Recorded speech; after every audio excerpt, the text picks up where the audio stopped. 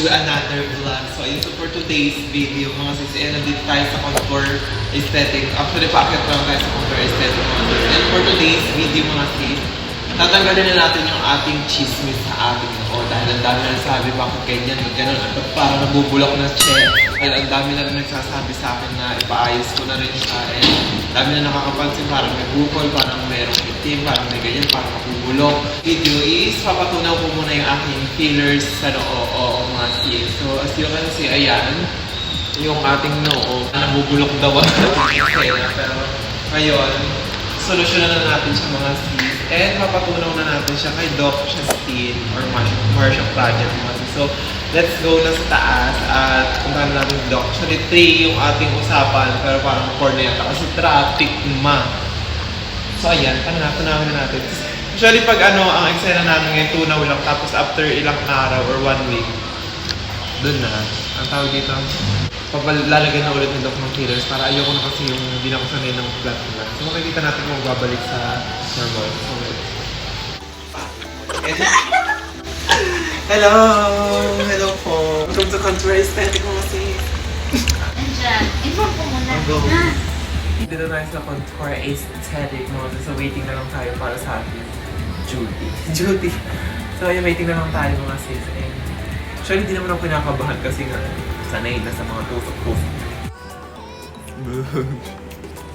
So, ayan mga sis, nandito na tayo sa loob ng parang consultation ni Doc Justin Bugs. So, nilagyan lang ako ng anesthesia mga sis. And hindi ko alam kung anong procedure yung gagawin. May ganito pa pala. Akala ko direct na inject lang tapos to. So, ayan. Waiting lang ng 15 or 20 minutes tapos go na. Yes, ayan, nandito na si Doc Justin. Hello, Doc! Oh my God, anong gagawin natin ngayon for today's video? Tuna! Magtutunaw kami ng chismis. Ano niya tunaw? Ba't ano siya? Yung parang may bread. Ano tawag sa gano'n? May ano? Yung may pula. Di ba minsan may pula ka nakikita? Ecchymosis. Ecchymosis Ecchymosis, kumburuhus, gano'n. Ano ibig sabihin nun, Doc? Ugat? Vessels. Maliit Parang na ugat. vessels. Pero nawawala din siya, no, Doc? Tagal siya mawala. Matagal. Actually, okay lang naman. Pero, yun lang. Nangingitim, namumula. So ayun, Doc, tunaw tayo. Tapos mga ilang ano to, Doc? Ilang araw bago makita yung result ng tunaw?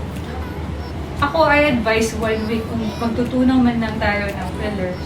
Filler. 1 week 1 week muna siya. before lagyan. Ah. Pero, sa 24 hours, sa Makikita na paglagay, yun? makikita mo. Matutunaw. Babalik na yung mga lubog-lubog. Oo. Pero, kailangan mo pa rin i-massage para kakalat talaga yung Yung irorot. hyaluronidase na ilalagay natin. Para matunaw. Para matunaw extra.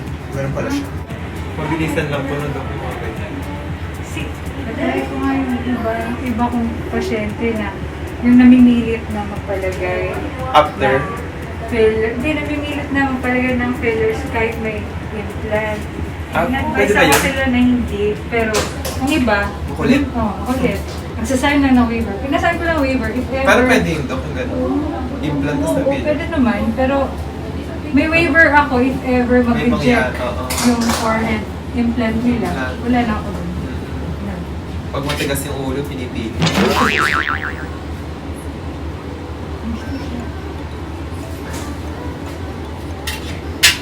Carry. Araw-araw. Kaya Okay na? ano daw? Walang pain. Ay, ano yun? Meron na bang ano na ginawa? Oo, pinusok na ka. Ah, meron na. May candle ka. Nandito lang siya sa gitna, no? Lahat ito. Pressure. Oo, pressure. Maybe.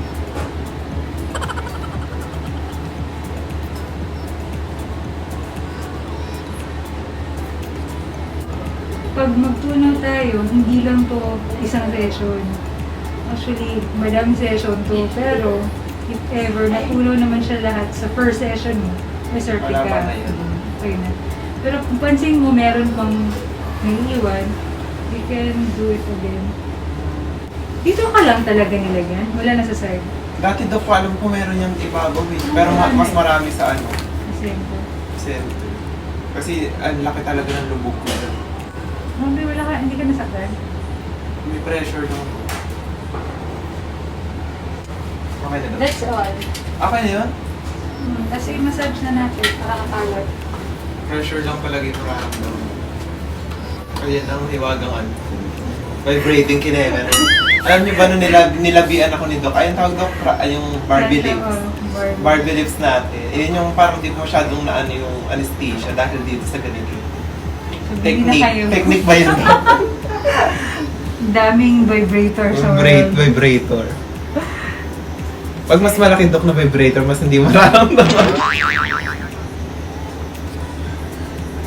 Ano kung naramdaman? Hindi pupunta ka dito sa clinic, wala kang Painless. Painless si Doc. So, ayan mga sis. So, it's my day 1. Parang kinabukasan na to mga sis nung aking patunaw noo. Ayan siya mga sis, namumula. And namamaga na ako mga sis. Ayan. Sa avatar, syempre. Diba pag ganyan na naman gawa-gawa, maga na naman ang kapalit ng mga sis. So, ayan na siya mga sis. Kinabukasan na to. And, ayan. Pag ginagano ko medyo masakit. Ayun na, masakit siya pag ginagano. Pero yung during the procedure na naman mga sis. Ewan ko ha, di ako masyado nasaktan. Meron pressure and minsan may part dito sa part na to. Ayun yung meron parang may kurot. Pero carry siya mga anak. Mag-corner siya mga sis. And papahupain muna natin to. Para makita natin kung ano magkikaresulta. Ayun ko as you can see kayo bakit namumulat din siguro tong part na yan sa kaitis. Ayun sa itong mga bigo-bigote. Kasi nagre-rejuve nga ako mga sis. So parang nabugbog siya na ganyan. Parang na hapdi. Biglang humapdi nung dahil nga sa rejuve siguro. Kaya ganyan siya kapula. Pati ito napansin nyo, ayan yung part na yan. Pulang-pula siya mga sis. Kasi nga for the rejuvenating. Pero alam mo yun, kahit na ganyan ka glass skin, sorry, bakit? Big! Sis, it's my day 4. Pang-apat na araw na to simula nung tinunaw yung aking noo. Hindi ko alam kung may natira pa, pero ayan na siya mga sis. Ayan na itsura niya. Pero yung totoong noo kasi dati is as in lubog. Kita-kita niyo yung shadow na ganyan. Ewan ko kung dahil magapa. Actually, ala na siyang hindi na siya ganun kasakit. Unlike nung kinabukasan talaga, medyo masakit. Hindi ko alam. Ayun na, lumilitaw. Parang lumilitaw na yung Ayun. Yung tapang ma. Na siya, and ang atake ko ngayon, at ewan ko kung medyo magapa kasi, dahil dito sa pilik matanak, nalilito na rin ako kasi hindi ko alam kung magapa rin tong eye bags ko, kung paganyan pa rin, mabigat lang to para nakaganon yung mata ko. Di ba mga nakshi? Anong gusto nila nakshi? Parang masungit naman to si Nak. So, ayan. So, kakagising ko lang mga sis. And ayun na update sa aking noo. Parang mayroon pa dito. Kasi sabi ni Doc, mahirap magbawas, madaling magdagdag. Hindi ko alam kung meron pa daw second session or kapag baka pwede ng patungan na. Mga sis, happy naman ako sa And, ayan, medyo nawawala nga yung dito, yung dating parang may bukol talaga dito, di ba? May mapapansin kayo sa mga video, nandito lang talaga yung fillers. Pero ngayon parang, ewan ko, parang kumalat nga siya eh. Kasi nung tinunaw siya ni Doc, parang ginanon-ganon nyo, tapos kinalat-kalat ever.